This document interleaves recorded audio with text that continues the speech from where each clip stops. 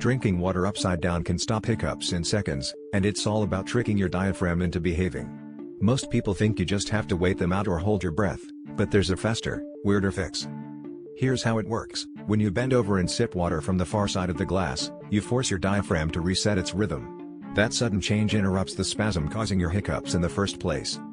Doctors say it's not just a silly party trick, this maneuver actually has a physiological basis.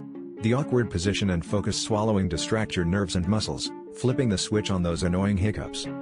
Forget sugar, scare tactics, or holding your breath until you turn blue. Next time hiccups hit, grab a glass, bend over, and drink from the far edge. You'll feel ridiculous, but you'll be hiccup-free in seconds.